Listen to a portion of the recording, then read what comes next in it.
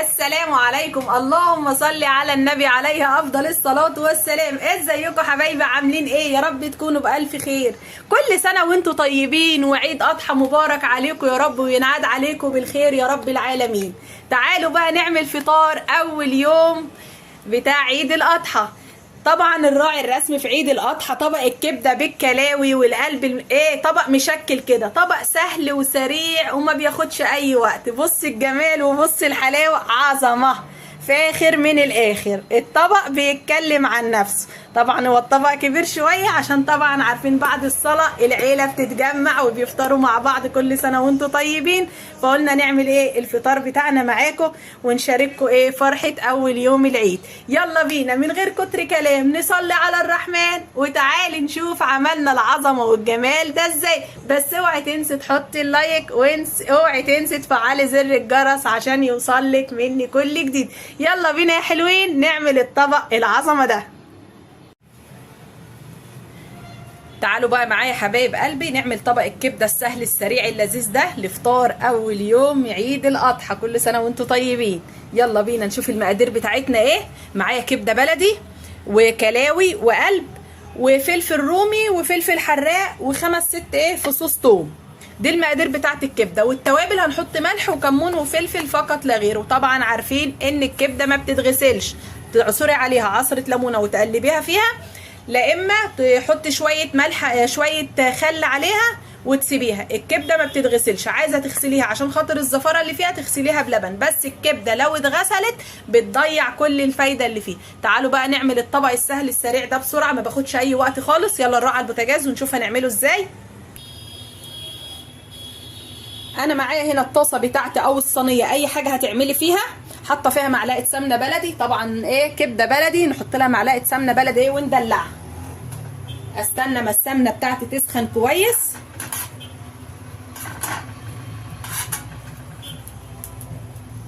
كده السمنه سخنت معايا. معايا هنا دي مش دهنه، دي حاجه اسمها حلويات كده بتبقى مع الكبده، احطها تاخد تشويحه، بيبقى طعمها حلو قوي في الاكل.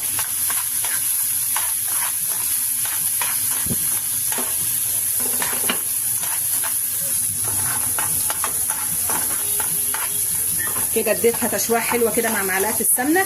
هنزل بالكلاوي وبالقلب مع بعض عشان طبعا هما بياخدوا سوا شويه عن الكبده.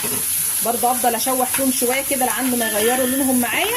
والكبده هنزل بيها اخر حاجه لان الكبده ما بتاخدش وقت في السوا.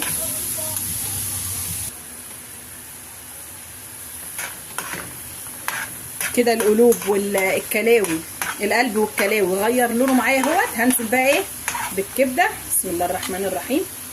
مش هنزل بالفلفل دلوقتي عشان لونه ما يغمقش معايا. هسيب الكبده ما اقلبش فيها بس عشان هي ما تتهريش، ما تمسك نفسها كده، نقلب فيها. والتوابل برده مش هنزل بها دلوقتي عشان ريحتها تبقى باينه معايا كده وطعمها يبقى باين في الاكل.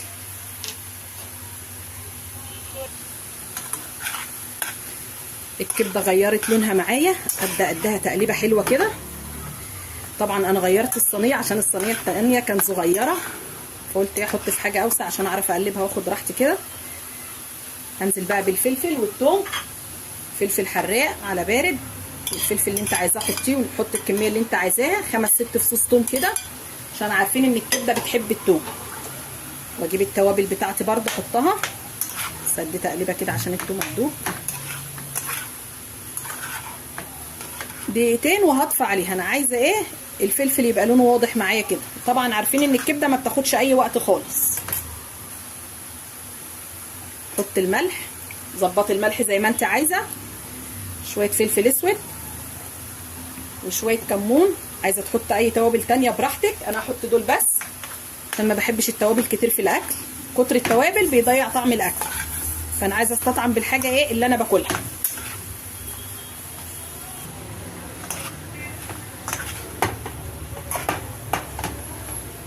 وكده الكبده بتاعتي خلاص خلصت اهي، طلع ريحتها تحفه ما شاء الله من التومه اللي عليها. اسرع طبق كبده ممكن تعمليه، ما بياخدش اي وقت خالص. يلا بينا بقى نقدمها مع بعض.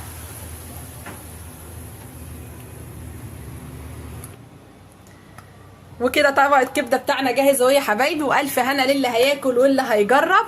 وده كان الفيديو بتاعي معاكم النهارده، يا رب يكون عجبكم. بس ما تنسينيش في اللايك وما تنسيش تفعلي زر الجرس عشان يوصلك مني كل جديد، واترككم في رعاية الله.